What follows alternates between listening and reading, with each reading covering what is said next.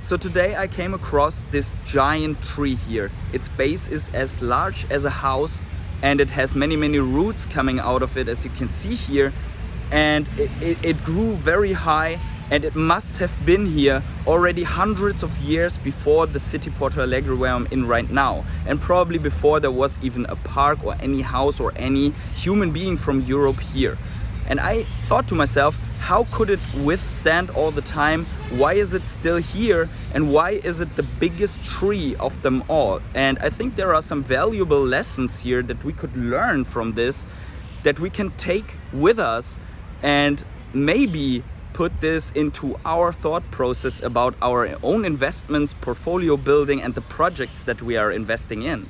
Hey everyone, it's the Patient Toddler coming at you with another video, and in this one we are going to talk about exactly that, what this tree might teach me or might teach us, and what we can learn from it.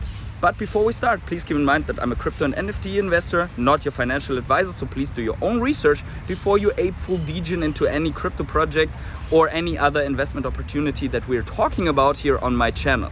Also, please smash up the like button, subscribe, tick the little bell, you know how it is going, would help the channel a lot. Thank you for that.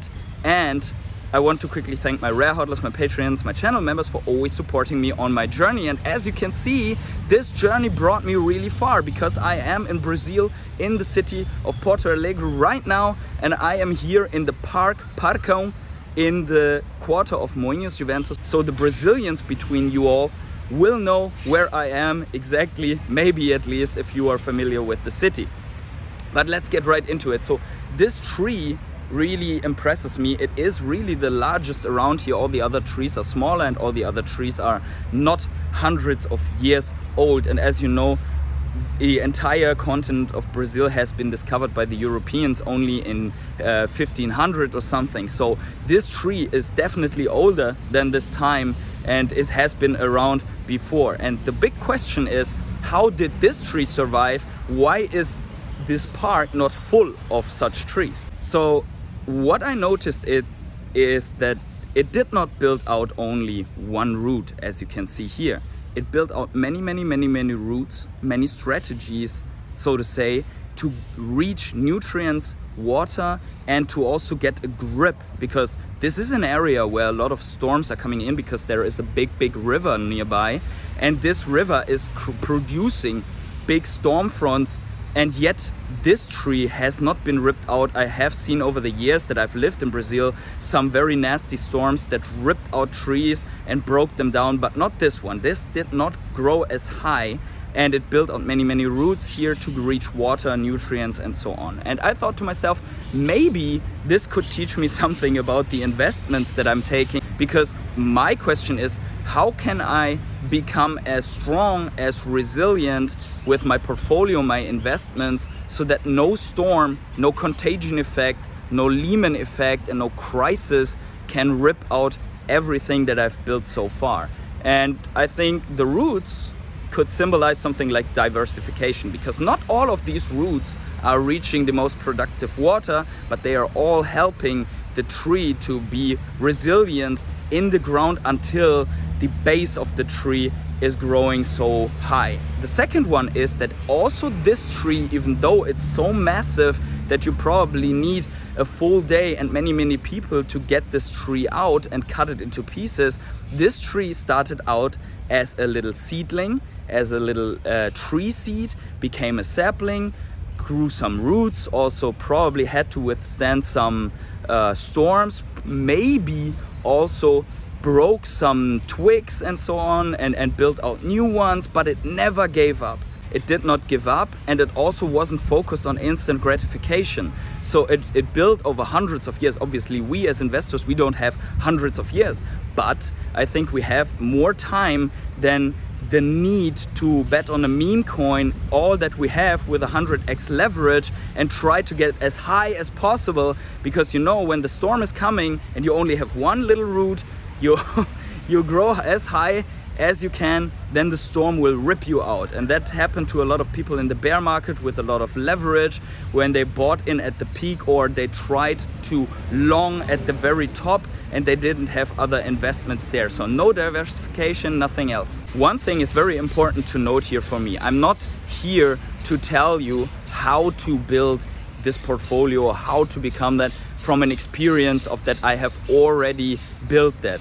I am here to document my journey. When I came across this tree and I got these thoughts that I could learn from this tree, basically for my portfolio and my journey, I wanted to share that I had these thoughts and give them and pass them to you so that you can think with me, because obviously I have not built out a, let's say, a decade lasting portfolio that is giving me everything of a passive income and financial freedom already, but I am on this journey, and maybe it helps you that are all on this journey to think together with me, if you agree, if you disagree, and maybe this also helps you a little bit to build out your own process. So please integrate this only into the variety of opinions and processes that you are taking with you.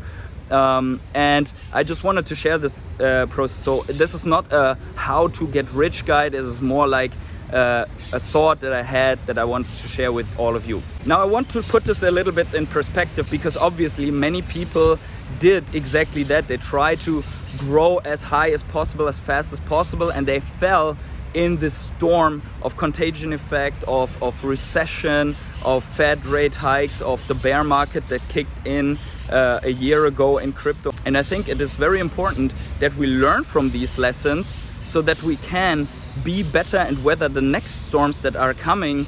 And I think I also learned a lot of lessons from losing a little bit money in Terra, which is maybe a route that didn't go so well, but I had other routes so that my portfolio is still going in a good direction.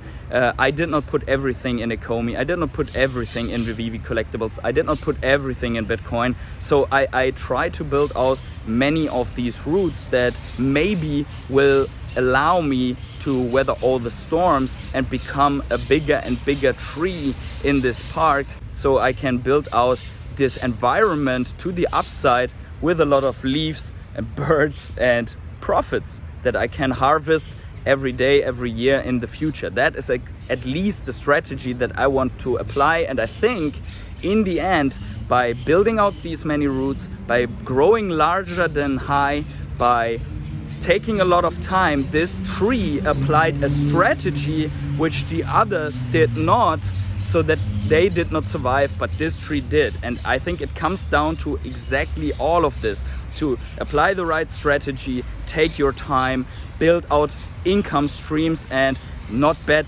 all on one horse, or not put all the eggs in one basket. I think that's it. Let me know in the comments below what you think about this. I'm going to end this here so that I don't get robbed while I take this video in the park, because actually in the previous years that I have been in Brazil, I got robbed one time, and it's not a good experience at all.